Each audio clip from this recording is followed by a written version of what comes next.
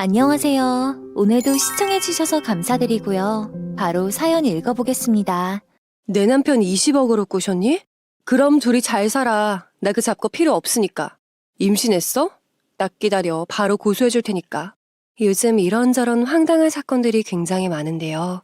그 중에서도 얼마 전에 있었던 연봉 20억 인기 강사 사건을 아시나요? 남편, 아주버님, 그리고 동료. 그 내막을 들여다보면 아마 다들 놀라실 것 같습니다.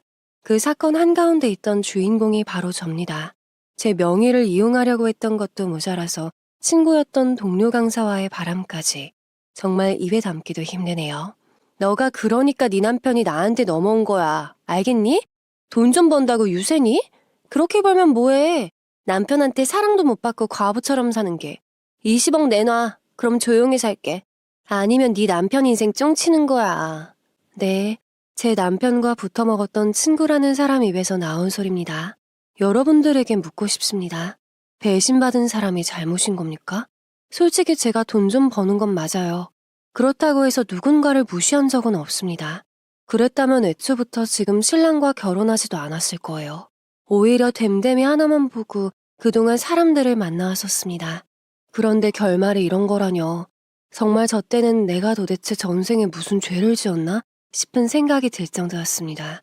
저렇게 배신한 것도 모자라서 당당하게 말하는 꼴도 우습더군요. 오늘 그 사연에 대해서 다 말씀드릴게요. 안녕하세요. 저는 30대 유부녀로 직업은 강사입니다. 요즘 인기 강사니 스타 강사니 말이 많잖아요.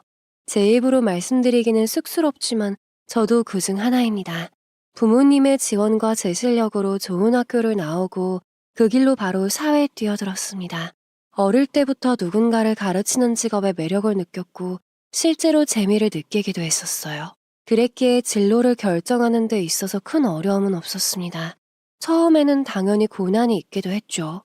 하지만 즐기는 사람 못 이긴다고 하잖아요. 제가 즐기면서 하니까 금세 자리를 잡게 되었습니다. 그러던 중에 동료 강사로부터 소개팅 제안이 들어왔었어요.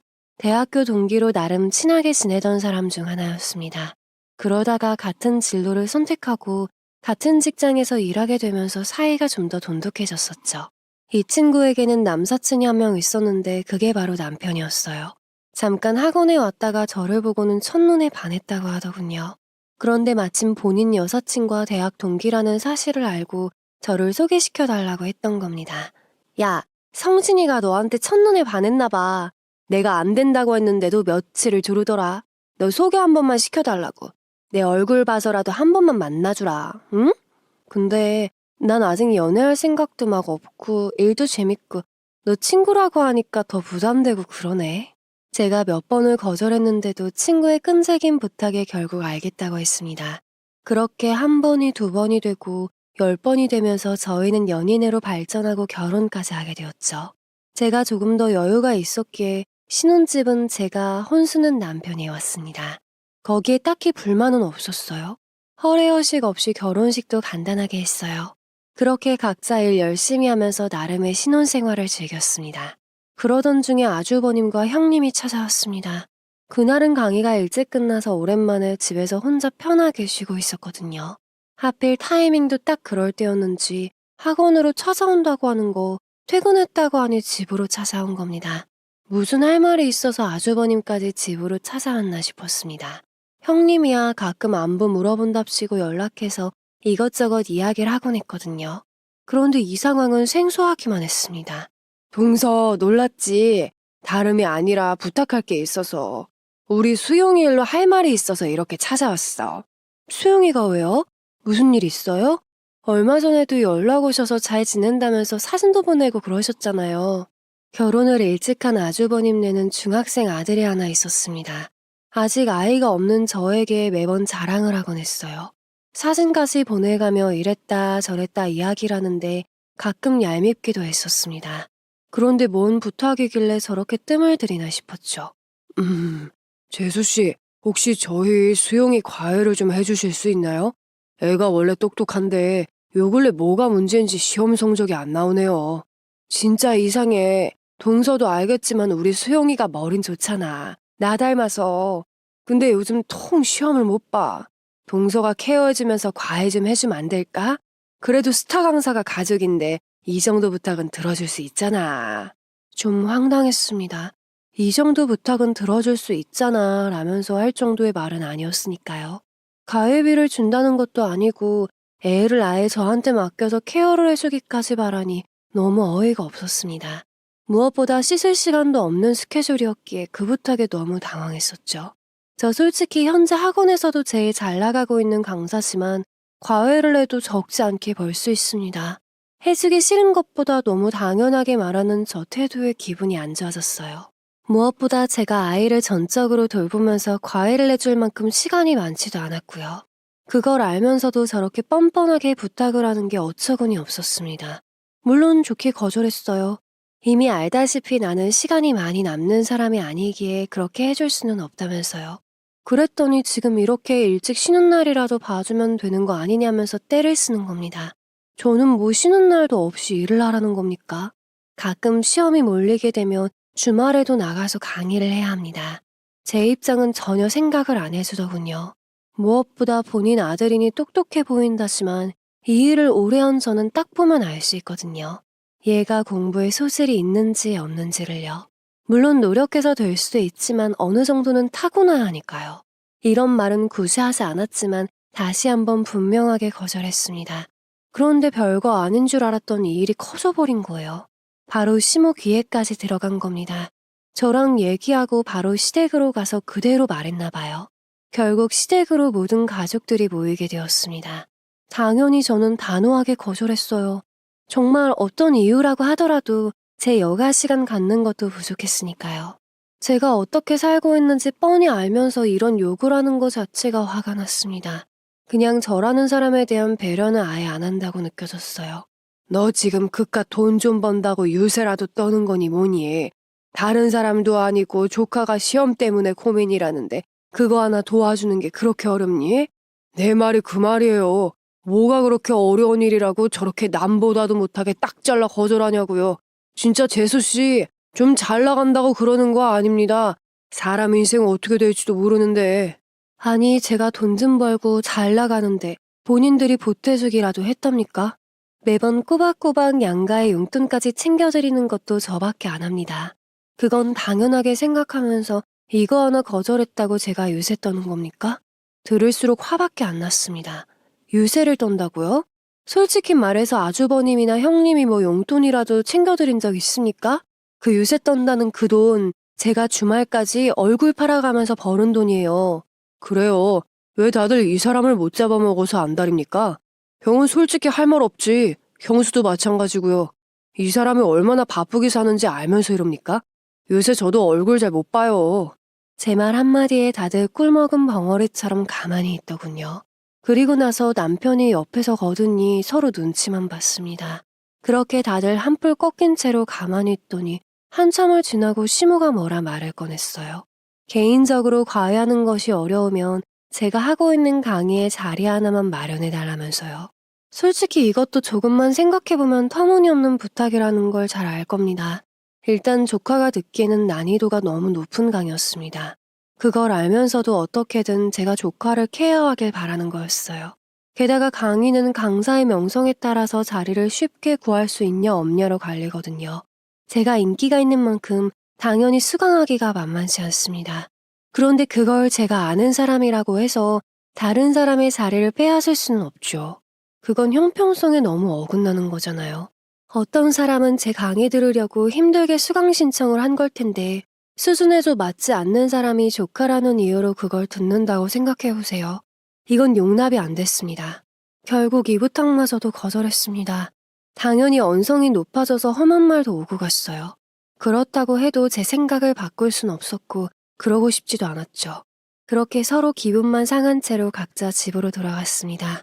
긴장이 풀리니 갑자기 분함과 서러움이 동시에 밀려왔습니다. 아무리 시댁이라고 하더라도 제가 믿고 의지하며 살아갈 사람들이라고 생각했으니까요.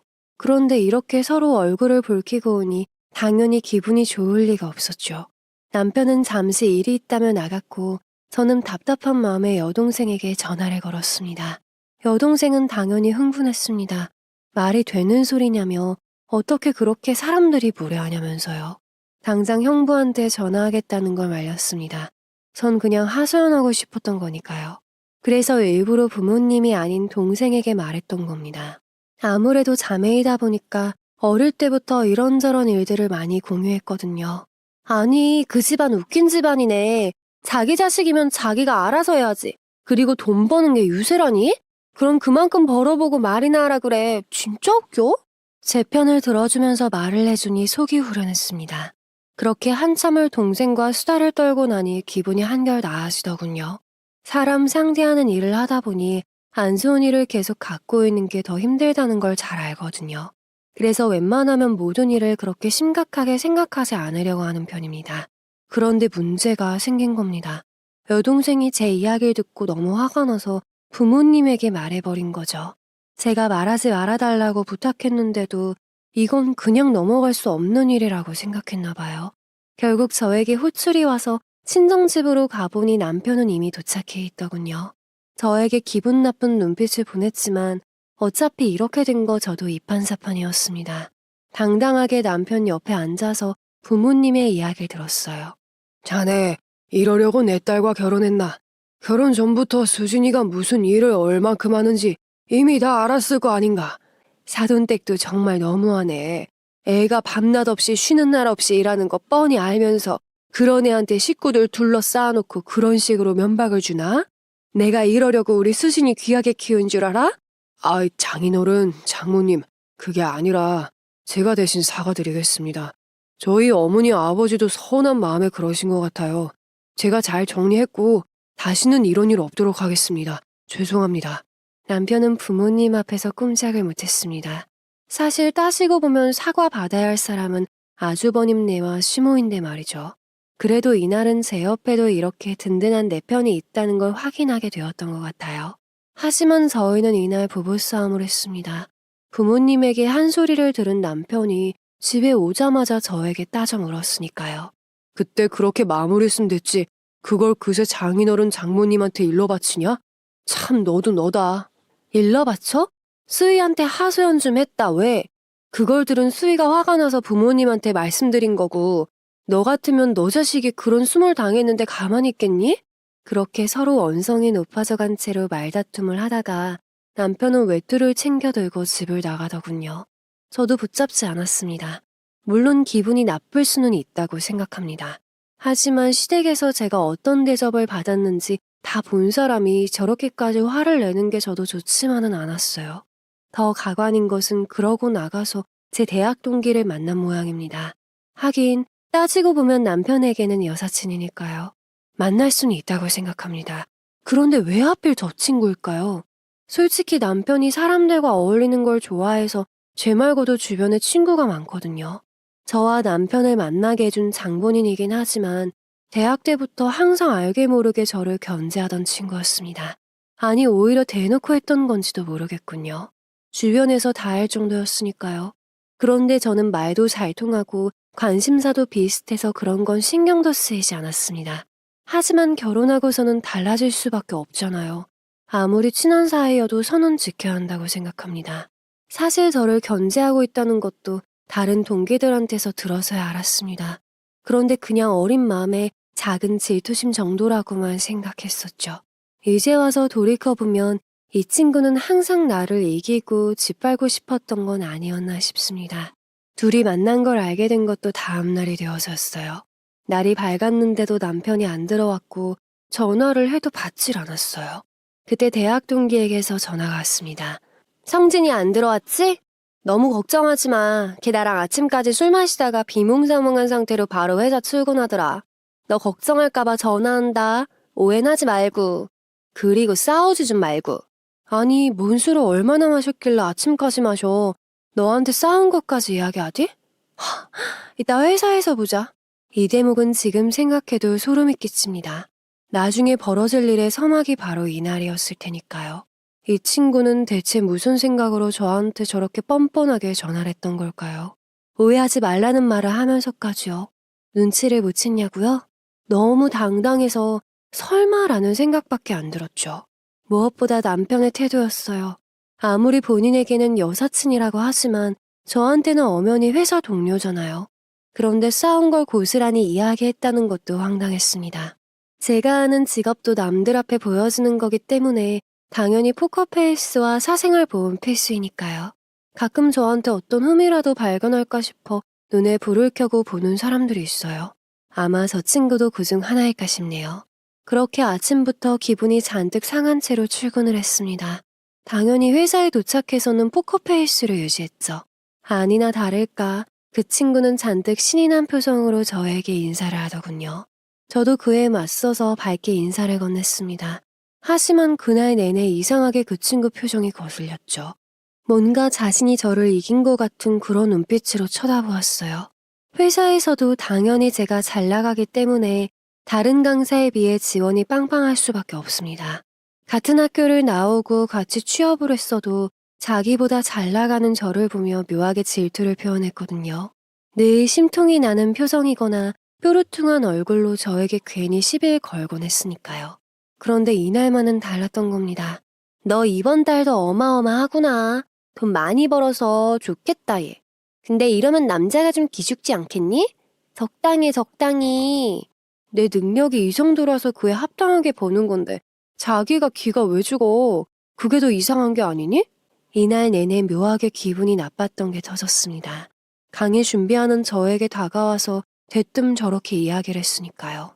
요즘 나한테 돈 얘기하는 사람이 왜 이렇게 많나 하는 생각까지 할 정도였습니다. 당연히 저도 말이 좋게 나가진 않았어요. 나름 말로 먹고 사는 직업이라 어디 가서 빠지진 않거든요. 제가 지지 않고 맞받아치니 그제서야 삐죽거리며 물러나더군요. 그런데도 퇴근하는 순간까지 제 심기를 건드리는 표정은 변하지 않았습니다. 그렇게 집으로 돌아오니 남편이 죽을 상을 하며 소파에 앉아 있었어요. 어제 그렇게 나가서 본체만체 할 줄 알았더니 저를 발견하고는 반가운 목소리로 말을 걸더군요. 자기 왔어? 오늘은 좀 바빴나 보네. 늦게 끝난 거 보니까. 사실 나 어제 지연이랑 술을 마셨는데 그게 필름이 끊기는 바람에 미안해. 이미 들어서 알고 있어. 아침부터 나한테 전화 와서 자기랑 해 뜰 때까지 술 마시고 출근하니 걱정하지 말라더라. 내가 이걸 남편 여사친한테 듣네?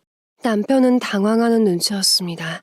괜히 걔는 뭘 그런 걸 말했대 라면서 말을 돌렸지만 이상한 느낌을 지울 수가 없었어요. 떠보려고 오늘 학원에서 있었던 일들도 은근슬쩍 말해봤습니다. 그랬더니 알게 모르게 동료 강사 편을 들더군요. 그런 애가 아닌데 이상하네 라는 말도 하면서요. 이날 저 둘에게서 느꼈던 알 수 없는 이상한 느낌은 아직도 잊을 수가 없습니다. 이제 와서 생각해도 그게 참 신기하기만 합니다. 제가 더 이상하다고 느꼈던 것은 이후 남편의 행동 때문이었어요. 그전에도 퉁명스럽진 않았지만 묘하게도 다정해지고 제 눈치를 보는 것 같았습니다. 결정적으로 알 수 있었던 건 은근슬쩍 제 연봉에 대해서 물어봤다는 거예요. 사람들도 스타 강사라는 직업에 대한 관심이 쏟아지면서 급여에 대해서도 많이 궁금해 하시거든요. 그런데 이미 저희는 결혼하기 전부터 이야기하던 게 있었습니다. 돈 관리는 각자 하기로 하면서 생활비는 각출해서 쓰기로 하자고요. 그리고 서로 재산에는 손대거나 탐을 내지 않기로 했어요. 하지만 요즘 남편의 태도는 그게 아니었죠. 요즘 좀 바쁜 것 같던데 인터넷에서 보면 자기 정도 스타 강사면 꽤 많이 번다고 하더라고. 자기는 어느 정도 돼? 이제 우리도 부부인데 서로 알면 좋지 않을까? 이제 막 부부가 된 것도 아닌데 그게 갑자기 왜 궁금해? 우리 결혼하기 전에도 그런 거 질문 안 해서 난 당신이 도왔던 건데? 저런 식으로 저를 떠보더군요. 그러면서 자기는 연봉이 얼마며 어떻게 벌고 있다고 말을 하는데 솔직히 궁금하지 않았습니다. 결혼하고 나서 서로 대충 수입이 어떤지를 파악하고 거기에 맞게 각출해서 쓴 거였으니까요. 그런데 이미 알고 있는 사실을 마치 처음 알려주는 것처럼 말하는 겁니다. 그리고는 나도 말했으니 너도 말해 라는 식의 태도를 취하는 거였죠. 아예 모르는 것도 아닐 테고 이미 찾아봤더라면 예상도 할 텐데 저러는 게 더 이상했었던 것 같아요. 제가 알려진 강사이다 보니까 그런 식으로 접근해오는 사람들을 수도 없이 봐왔습니다. 그래서 처음에 동료 강사가 소개팅 시켜준다고 했을 때도 계속 거절했던 거였어요. 어차피 내 직업을 알고 내 수입에 대해서만 관심이 있을 거라고 생각했으니까요. 그런데 순수하고 성실한 모습에 만나게 되었고 그렇게 결혼을 하게 된 겁니다. 하지만 그 모든 게 다 연기였을 걸 생각하니 이 글을 쓰고 있는 지금도 소름이 끼치네요. 그 후로도 제 연봉에 대한 남편의 관심은 사그라들지 않았습니다. 오랜만에 자기 끝나는 시간에 맞춰서 데리러 왔어. 지연이가 그러던데 자기 요즘 엄청 잘 나간다며? 그럼 우리 자기 부자겠다. 갑자기 회사에 찾아오더니 안 하던 소리도 하더군요. 그냥 꾸준하게 잘 되고 있는 것뿐이지 요즘 들어 급격하게 좋아하신 건 아니었거든요. 상황도 웃겼던 게 남편이 찾아온 날은 유독 바빴던 날이었던 것 같아요. 그걸 보더니 저렇게 학원에서 대놓고 말을 하더군요. 옆에서 친구는 지나가면서 남편의 말을 거들기까지 했죠. 남들이 보면 아마 제가 아닌 동료 강사가 와이프라고 해도 이상하지 않았을 거예요. 이때부터였어요. 제 촉이 뭔가 이상하게 돌아간다고 느낀 것을요. 그런 날들이 지속이 되다가 드디어 사건이 터지게 되었습니다. 제가 갑자기 외부로 출장을 갈 일이 생겼던 날이었어요. 회사에 도착하자마자 이것저것 짐만 챙기고 바로 출장지로 갔었습니다. 그렇게 일을 다 끝마치고 퇴근을 하려는데 회사에서 전화가 왔어요. 무슨 일인가 싶어 얼른 받았죠. 그런데 어처구니 없는 말을 듣게 되었습니다. 바로 남편이 제가 없는 사이 회사를 찾아왔다는 겁니다. 여기까지는 별로 이상한 일은 아닙니다. 하지만 그 뒤 했던 말과 행동이 가관이었던 거죠. 강사님 출장 가시고 얼마 안 있다가 남편분이 오셨어요. 근데 강사님에 대해서 이것저것 물어보시더라고요. 강사님 정도면 얼마를 버는지, 강의당 수익은 얼마인지, 저희 수익 배분은 어떻게 되는지 등등에 대해서요. 혹시 알고 계신가 해서요. 네? 저희 남편이 가서 그런 걸 물어봤다고요? 아니요, 전 몰랐던 사실입니다. 오늘 출장도 급하게 잡혀서 제가 나오는지도 몰랐을 텐데요. 직원은 당황한 목소리로 남편에 대해서 이야기했어요. 이야기를 들어보니 정말 기가 차서 말도 안 나오더군요. 강의당 수익부터 시작해서 제 연봉까지 물어보더랍니다. 제가 말해주지 않으니 결국에는 회사까지 찾아가서 물어본 거예요. 솔직히 상식적인 사람이라면 이게 할 행동이라고 생각하시나요? 제 머리로는 도저히 이해가 가질 않더군요. 더군다나 제가 회사에 도착하고 나서 알았을 정도로 출장이 긴급하게 잡혔던 거거든요. 그러니 당연히 남편에게는 말할 시간조차 없었습니다. 그런데 어떻게 제가 없는 걸 딱 알고 그렇게 찾아왔냐는 거예요. 그 순간 이상하게 동료 강사 얼굴이 스치더군요. 당장 집으로 갔습니다. 전화로 할 이야기는 아니라고 생각했으니까요. 도착하니 남편은 이미 와 있었습니다. 저를 보고는 반가운 마음에 인사를 했지만 제 표정은 풀리지 않았어요. 거두절미하고 얼굴을 보자마자 따져 물었죠. 자기 오늘 우리 회사 찾아갔었어? 그래서 거기 가서 강의 수익이며 내 연봉이며 수익 배분이며 이런 걸 물어본 거야? 도대체 나를 어떻게 생각하길래 그런 짓을 해? 거긴 내 회사야. 날 생각한다면 그런 짓은 하지 말아야 하는 게 당연하잖아. 아니, 그 직원은 뭘 또 그런 걸 말했대? 남편이 와이프 회사 찾아가는 게 이상해? 찾아갔는데 당신이 없길래 당신에 대해서 이것저것 좀 물어봤어. 그게 이렇게까지 화낼 일이야? 우리 부부야. 본인 말로는 그냥 와이프 회사라고 생각해서 찾아왔는데 제가 없었더랍니다. 그러면 그냥 조용히 집에 가야 하는 게 맞잖아요. 그런데 거기에 대고 왜 수익에 대해서 이것저것 물어보냐는 겁니다. 제가 이해가 안 간다고 하니 남편은 어떤 시스템에서 일하는지 알고 싶어서 그랬다고 하더군요. 평소에도 남편이 종종 회사에 찾아오거나 그랬더라면 이렇게까지 의심은 안 했을 겁니다. 하지만 하필 제가 없는 그 시간에 온 것도 모자라서 그런 식의 질문을 했다는 게 여간 수상하지 않았습니다. 무엇보다 저보고 오히려 자기가 더 서운하다면서 말을 하더군요. 저번 시댁에서 일어난 사건도 그렇고 제가 숨기는 게 많은 것 같다면서요. 여러모로 서운한 게 많다며 울먹거리면서 말을 하더라고요. 그런데 이상하게 제 눈에는 그게 피해자 코스프레 하는 걸로밖에 보여지지 않았습니다. 솔직히 결혼하기 전부터 우리 모든 재산을 공개하고 시작하자라고 했더라면 그랬을 수도 있겠죠. 그런데 이미 약속했고 그렇게 잘 살고 있는데 이제 와서 저러는 게 도통 이해가 가질 않았죠. 그간 동료 강사와의 일들도 겹치니 더 그랬던 것 같습니다. 남편은 계속해서 자기가 서운한 걸 이야기하며 하소연을 했어요. 여기서 더 끌어봤자 어차피 답은 안 나올 것 같아서 다음부터는 이러지 않았으면 좋겠다고 하고 마무리를 했습니다. 그 부분에 대해서는 본인도 수긍을 하는 것 같았어요. 다만 제 의심의 눈초리는 두 사람을 향하고 있었던 시기였습니다. 더 웃겼던 건 이 뒤로 남편의 행동이었습니다. 이제는 아예 대놓고 사랑꾼 행세를 하더군요. 다정하게 대해주는 건 물론이고 집안일까지 도맡아서 하기 시작했어요. 이 부분에 대해서도 각자 잘하는 걸 하자면서 번갈아 가면서 하곤 했거든요. 심지어 제가 바빠서 못하는 날에는 신경 좀 써줬으면 좋겠다고 말했던 사람이니까요. 그런데 이제는 제가 하려고 해도 못하게 하는 겁니다. 이뿐만이 아니었어요. 어느 날은 퇴근길에 예뻐서 사왔다며 꽃을 내밀더군요. 연애 때도 안 하던 짓이에요. 그런 게 서운했던 건 아니지만 갑자기 이러니 당황스러웠습니다. 갑자기 웬 꽃이야?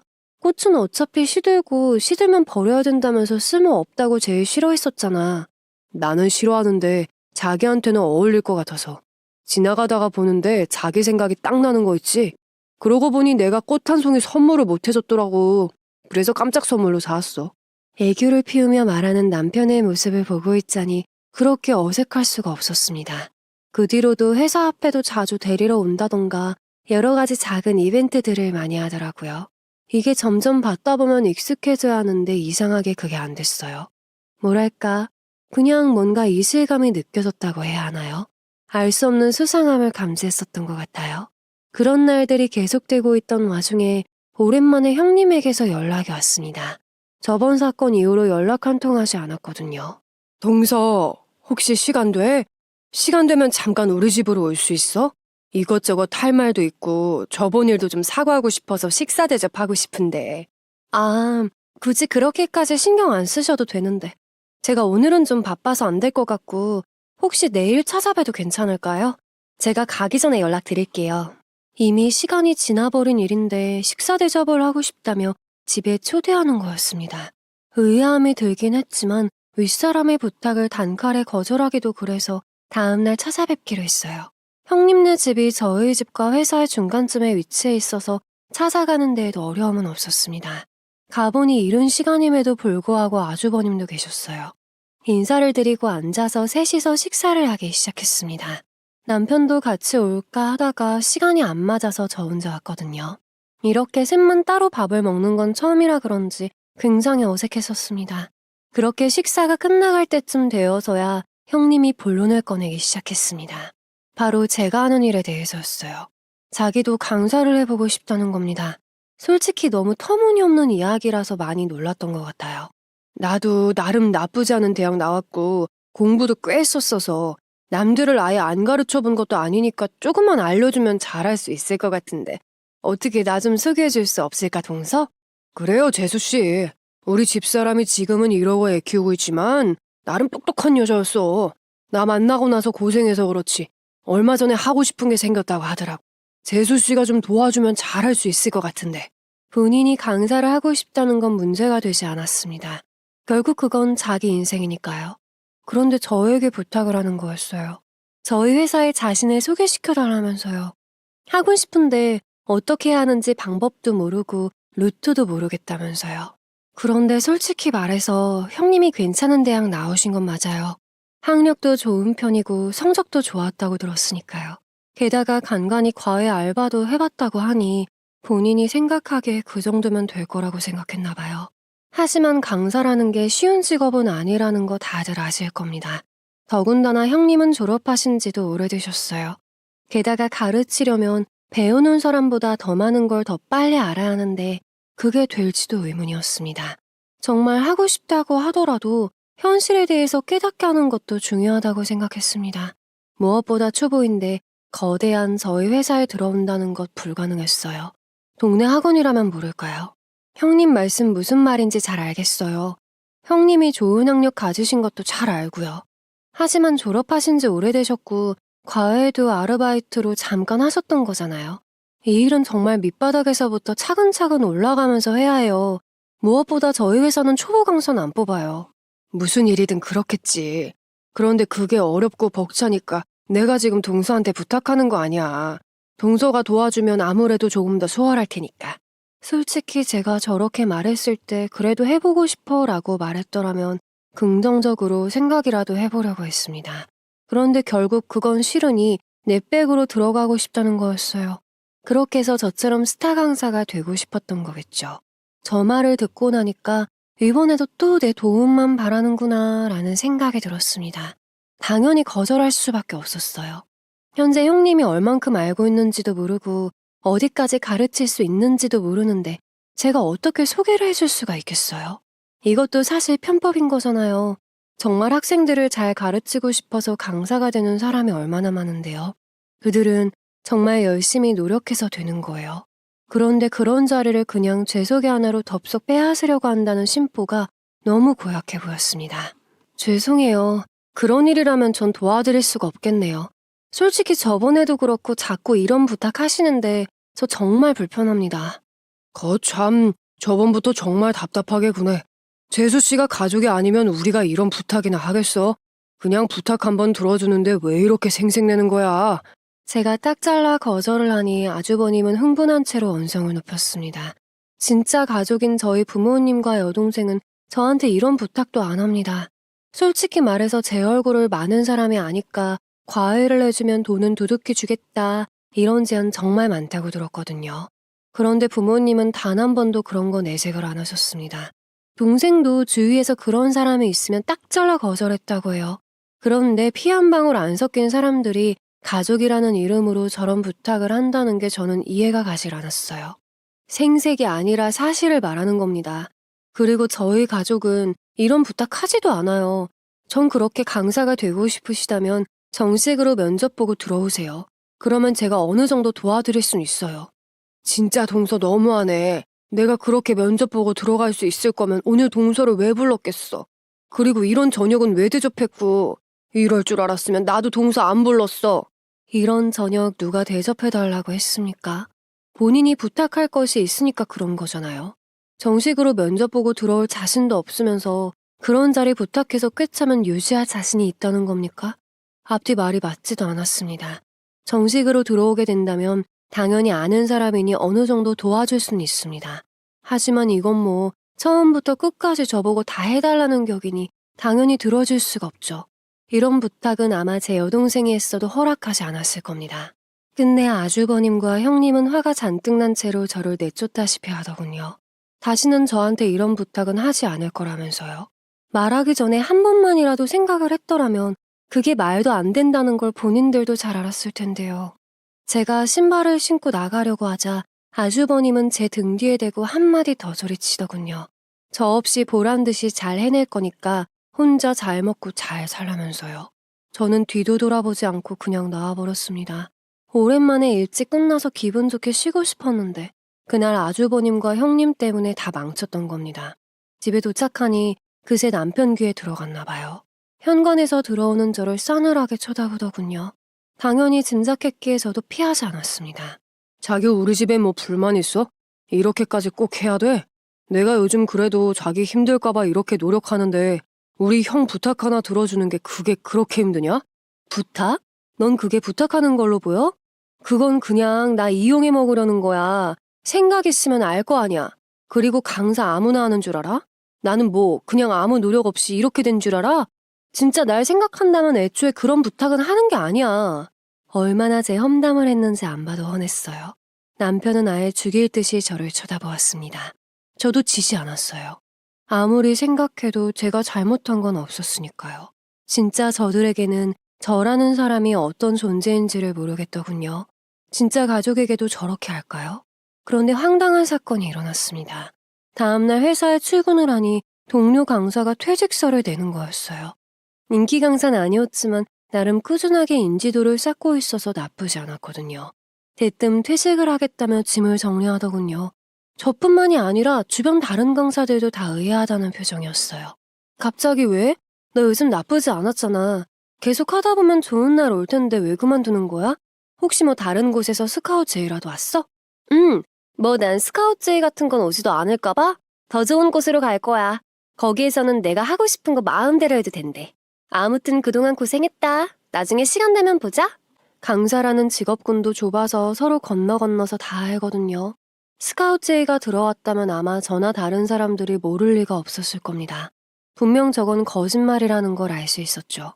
그런데도 너무 당당하게 나가니 누구도 말을 못했습니다. 게다가 끝까지 저 비꼬는 말투는 변하지가 않더군요.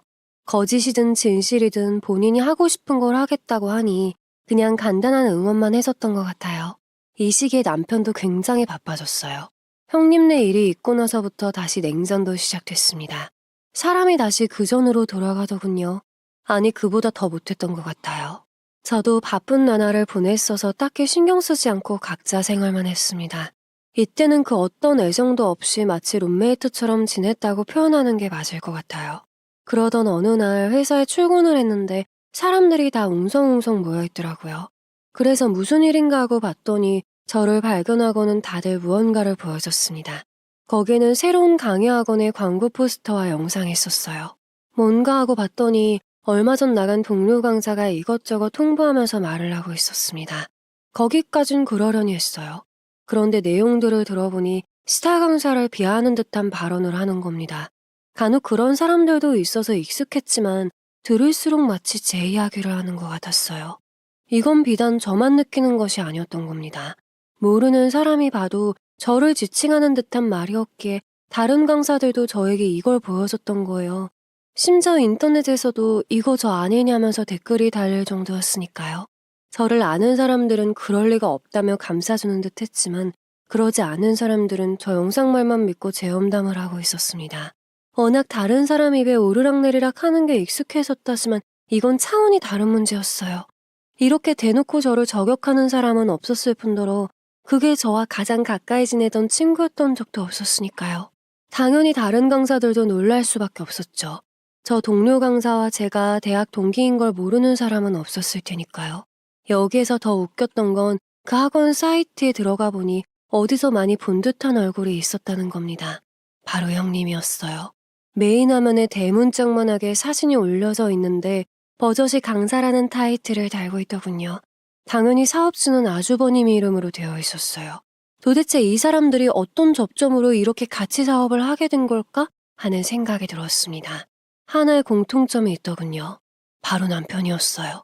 저는 사이트까지 다 확인한 뒤 동료 강사에게 전화를 걸었습니다. 봤더니 마치 제가 전화할 걸 알았다는 듯 말을 하더군요. 너 혹시 저거 내 이야기 한 거니? 그렇게 하면 뭐가 달라질 거라고 생각하는 거야?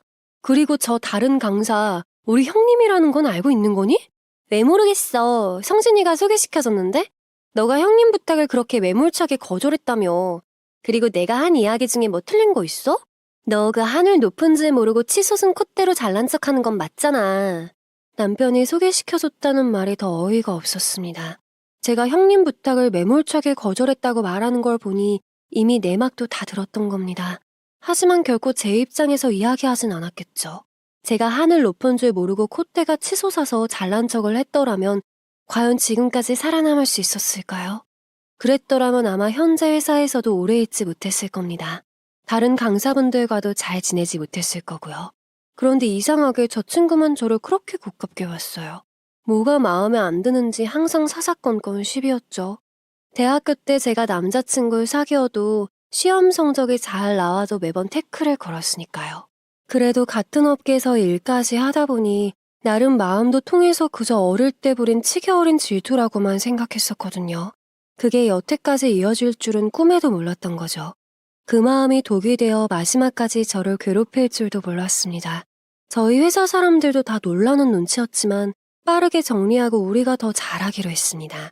어차피 여기저기 생겨나는 학원들이 한둘은 아니니까요. 그런 곳 하나하나 다 신경 쓰다 보면 당연히 일 못합니다. 자, 우리 회사에서 나간 사람이니 잘 되자고 응원은 해주되 우리 타이틀을 뺏기지 말자고. 다들 기죽지 말고 열심히 해. 수진 강사님도 너무 마음에 담아두지 말고. 마음에 안 담아둡니다. 워낙 이런 거에는 이골이 나서요. 걱정하지 마세요. 더 열심히 할게요. 실제로 그 뒤 저를 포함한 모든 강사분들이 더 열심히 했던 것 같아요. 간혹 새로운 학원이 생겨났다고 하면 그런 효과를 불러일으키기도 하거든요. 그런데 저는 더 이를 악물고 했습니다. 진짜 실력이 뭔지 보여주고 싶었으니까요. 그러다 일이 터졌습니다. 회사와 관련된 일이니 회의를 하자며 모든 강사들이 회의실로 모였어요. 알고 보니 누군가가 저희 책 내용을 그대로 베낀 겁니다. 그냥 비슷하게 마케팅만 한 수준이 아니었어요. 제분을 떴나 싶을 정도로 똑같았으니까요. 심지어 그 책은 저희 회사 강사 중 한 분이 정말 고심해서 만든 거였거든요. 밤낮 없이 일하면서 만드시고 저희도 틈틈이 도와드리면서 완성했었습니다. 그 결과 많은 학생에게 도움이 되기도 했어요. 저희 회사 베스트셀러 중 하나이기도 하고 아직까지도 가장 많이 찾는 책 중에 하나예요. 그런 걸 고스란히 뺏겨 쓴 겁니다. 표지까지도 비슷하게 해서요. 이거는 그냥 도용했다고밖엔 볼 수가 없을 정도였습니다. 여기서 더 놀라운 건 그걸 베낀 곳이 바로 제 대학 동기와 아주버님네가 차린 학원이었던 거예요. 요즘 시대에는 표절이 정말 많은 문제를 일으키잖아요. 많은 아티스트도 조심하고 있는 부분일 정도로요. 그런데 이렇게 버젓이 그대로 베낀다는 것 자체가 납득이 안 됐습니다. 분명 법적으로 문제가 있을 거라는 걸 알만한 사람들일 텐데도요. 회사에서는 어쨌든 몸담 같던 사람이니까 좋게 끝내려고 했나 봐요. 하지만 합의점을 도저히 찾지 못했다고 해요. 아니, 이건 제가 생각해서 쓴 거예요. 뭐 내용만 비슷하고 표지만 비슷하면 베낀 겁니까? 저도 공부할 만큼 한 사람이고 이 바닥에 몸 담글 만큼 담근 사람이에요. 제가 이 정도 책도 못 쓸까봐 남의 거 베끼겠어요? 뻔뻔해도 이렇게 뻔뻔할 수가 없었습니다. 회사 사장님은 도저히 말이 안 통하니 법대로 하기로 했다고 합니다. 그렇게 하면 당연히 이길 수밖에 없어요. 게다가 그쪽한테는 타격도 분명할 테니까요. 그렇기 때문에 사장님께서 잘 합의를 보려고 했는데 본인들이 거절을 한 겁니다. 결국 법대로 하기로 하고 소송까지 가게 되었죠. 이래서 사람은 죄를 짓고 살면 안 된다고 했던가요? 이 시기와 맞물려서 다른 사건들까지 터지게 되었습니다. 저를 비난했던 것부터 시작해서 제대로 자격도 없는 강사를 데리고 운영하는 것까지 다 걸리게 된 겁니다. 형님이 전문 강사들처럼 강의를 할 리는 없었으니까요. 그런 것들 하나하나가 입소문으로 퍼지면서 망하게 되었던 거죠. 거기에 저희 회사의 소송까지 걸려있으니 학원이 멀쩡한 것도 이상했습니다. 그런데 그 다음날 동료 강사가 저를 찾아왔습니다. 그러더니 대뜸 저에게 초음파 사진을 내밀더군요. 너 이게 뭔지 알아? 성진이랑 내 아이야. 너가 모르는 것 같아서 내가 말해주는 거야. 너랑 싸운 그날 걔 밖에 나가서 다음날까지 안 들어왔지? 그날부터 나 걔랑 만나고 있었어. 너 지금 뭐 하자는 거야? 회사 앞에까지 찾아와서 창피하지도 않니? 뭐 그래서 이혼이라도 해달라고 찾아왔니? 너 가져. 나 필요 없으니까. 굳이 이혼을 왜 해? 이렇게 만나는 게 더 좋은데? 너 창피하라고 일부러 여기로 온 거야. 내가 이거 소문내면 너 명성은 어떻게 될까? 더 창피당하기 싫으면 내가 너 때문에 피해본 정신적인 손해배상 해? 이게 대체 무슨 뚱딴지 같은 소리랍니까? 본인이 지금 제 남편과 바람을 펴놓고 정신적인 손해배상은 제가 하라뇨. 전날 찾아온 동료 강사의 얼굴과 눈빛은 잊을 수가 없습니다. 눈에 도끼가 가득 차서 사람이 반쯤은 정신이 나가 보였어요. 저는 동료 강사 손에 들려있는 초음파 사진을 뺏어 들고 집으로 향했습니다. 저를 잡으려고 했지만 뿌리쳤죠. 도착하니 남편이 있더군요. 얼굴에 들고 있던 사진을 집어던졌습니다. 너 지연이랑 바람피니? 이게 너랑 자기 애기 사진이라면서 회사 앞까지 찾아왔더라? 나한테 자기 정신적인 손해배상을 해달란다. 넌 이게 말이 되는 소리라고 생각해? 바람? 그냥 한 번 잔 것뿐이야. 그것도 실수로. 내가 미쳤다고 걔를 만나? 근데 그게 이렇게 될 줄 몰랐다고 나도. 남편은 그냥 한 번 실수한 것뿐이라더군요. 저는 믿지 않았습니다. 이 상황에서 저 말을 믿는 게 더 이상한 거 아닐까요? 그 뒤로 동료 강사는 시도 때도 없이 저에게 연락을 해댔습니다. 회사에 찾아오는 건 물론이고 저한테 남편과 찍은 사진까지 보내더군요. 하지만 더 큰 사건이 기다리고 있었습니다. 바로 동료 강사 엄마가 저희 친정엄마를 찾아간 것입니다. 한창 강의를 하고 핸드폰을 확인했더니 여동생에게 부재중 전화가 수십 통이 와 있었어요. 분명 무슨 일이 생긴 것 같아서 바로 연락을 해보니 지금 집이 난리도 아니라고 하는 겁니다. 회사에는 양해를 구하고 바로 친정집으로 달려갔어요. 거기에는 제가 못 보던 아줌마 한 명과 동료 강사가 있었습니다. 딱 봐도 모녀 시간으로 보였어요. 우리 애 어떻게 책임질 거예요? 당신 사위 때문에 우리 애가 임신했는데 이걸 어떻게 책임질 거냐고요? 남의 남자 꼬셔놓고서는 어디 와서 난립니까? 적반하장도 유분수지. 그러길래 누가 남의 것 엄불합니까? 여동생은 재수없다며 옆에서 소금을 뿌리고 있었어요. 정말 그 엄마의 그 딸인지 하는 말들이 가관이었습니다. 친정엄마에게 하는 말이 동료 강사가 저에게 하는 말과 똑같았으니까요. 저보고도 너 남편 애니까 책임지라고 했었거든요. 동료 강사는 저에게 회사와의 소송에 대해서도 걸고 넘어졌습니다. 본인은 잘못한 걸 전혀 인지를 하지 못하고 있나 봐요. 그것도 제 책임으로 돌릴 기세였으니까요. 너가 그렇게 잘난 척 하지만 않았어도 성진이랑 내가 이렇게 됐을 것 같아? 너 그 사람 무시하는 거 고쳐야 돼. 우리 학원이 얼마나 잘 나가고 있었는데 이게 다 너 때문이야. 내가 이거 소문 안 낼 테니까 20억 줘. 그럼 그냥 조용히 살게. 뭐? 20억? 웃기고 있네. 그리고 그게 왜 나 때문이야. 내가 잘난 척한다고 생각하는 건 너밖에 없어. 알아? 그리고 남의 남편 꼬셔서 임신까지 했으면 그냥 조용히 살 것이지 뭐 자랑이라고 이렇게 동네방네 떠들고 다니냐? 제가 잘난 척을 해서 본인이 그렇게 됐다고 하더군요. 들을수록 어이없는 말들 뿐이었습니다. 여기에서 안 사실은 그 학원의 남편까지 합세했다는 겁니다.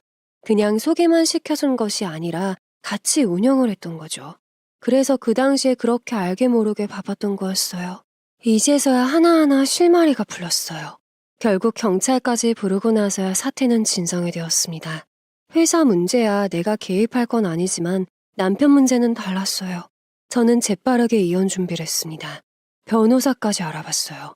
쉬는 날에는 변호사님을 만나서 이런저런 이야기까지 나눴습니다. 그러던 와중에 회사에서 전화가 왔습니다. 당사 휴무일에는 절대 연락을 안 하는데 이상하다 싶었죠. 그런데 하는 이야기들이 정말 놀라웠어요. 강사님, 지금 강사님 남편이 와 계시거든요.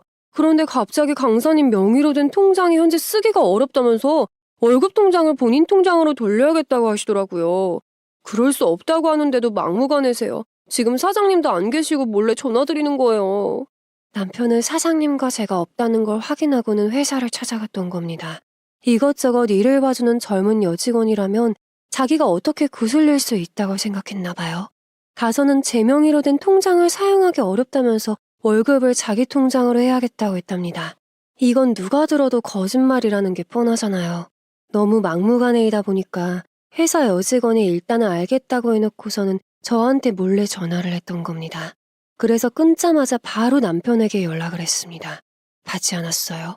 아마 눈치를 채고 집으로 갔을 것 같아서 저도 볼일을 마치고 귀가했습니다. 그런데 집으로 가보니 온통 난장판이 되어 있는 겁니다. 집안 곳곳에 장식품들은 쓰러져 있고 서랍이란 서랍은 다 열려져 있었어요.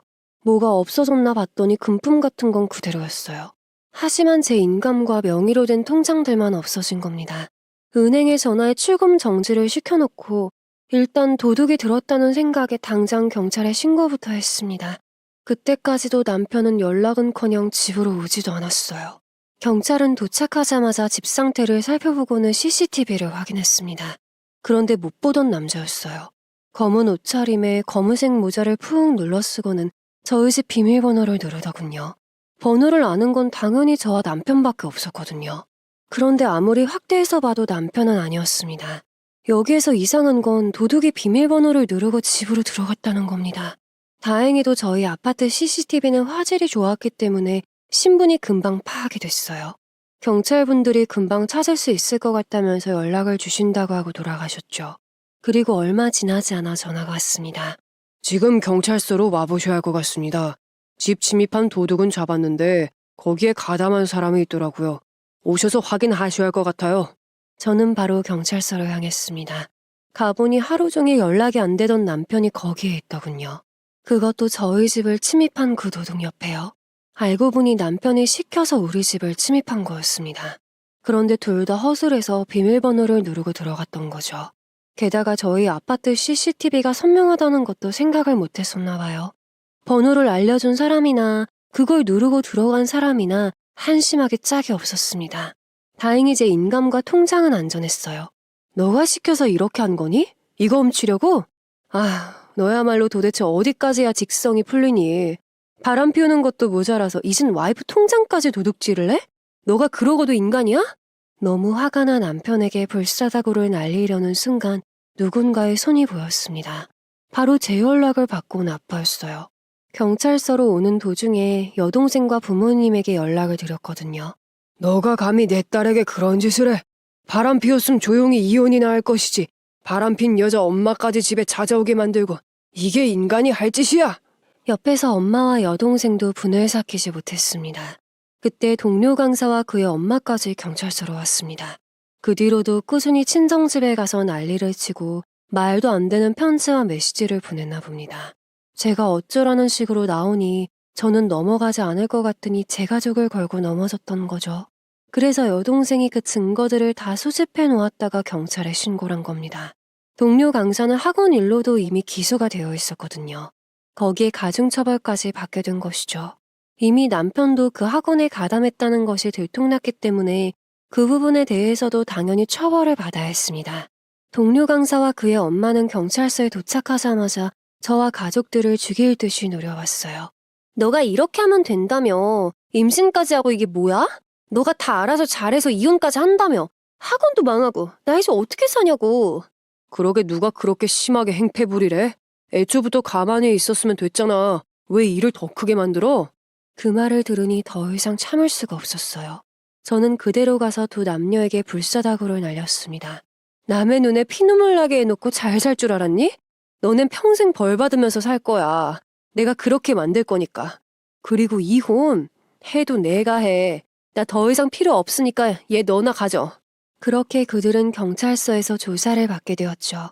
당연히 아주버님과 형님 또한 학원 문제로 계속해서 소송 중에 있고요. 회사에서도 제 이야기를 알게 되더니 더 강력하게 대응한다고 했습니다.